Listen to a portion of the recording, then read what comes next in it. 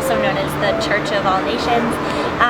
So we just came down, we walked the path that Jesus walked down from the Mount of Olives, and now we're standing here and experiencing where Christ spent the last night of his life on earth before his resurrection. And being in the garden is a surreal experience. It's us connecting with Jesus on his last night on earth when he was at his most vulnerable, and speaking to God the way that we would speak to him and saying we need help and we're scared and don't know what to expect. And being here in this place that we've read about for our entire lives and felt this connection to while reading is even more heightened, even more spiritual being here in person. So here is a very religious place showing all of the Lord's prayers from different countries, and the Lord's Prayer is a staple in every church. It shows our relationship to God as well as the relationship to our community, and the fact that there's so many different languages and on the ceramics all around here, it shows how important community is in church. And even though all the cultures are different, we have one constant Lord's Prayer, which really shows how we all can come together and have some sort of similarities among our differences. So we were able to go and meet the patriarch and have coffee and ask him questions and talk for a while. It was a very interesting experience, and we were definitely able to learn a lot about his personality, how he feels about the church, traditions, and what he sees important and whatnot. A lot of people were asking interesting questions about politics.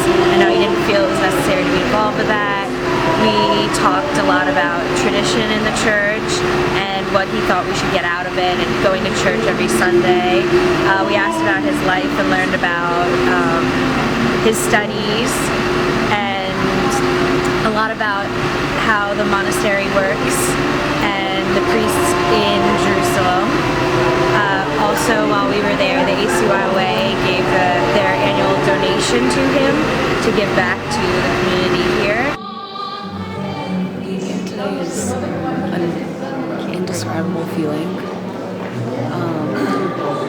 So we walked in, sat, we're listening to the prayers of another denomination, and I was kind of overwhelmed with the feeling of peace, excitement, fear, all of these things at the same time.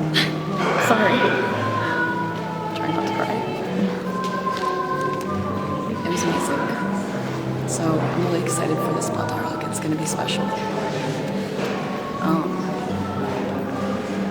I don't know, every church we've walked into, there's been some sort of, like a very different, powerful feeling, because there's, I mean, here is the tomb of St. Mary, and other places there's been, you know, the Annunciation, etc. So there's just a feeling that accompanies that, and it kind of just fills your body and soul.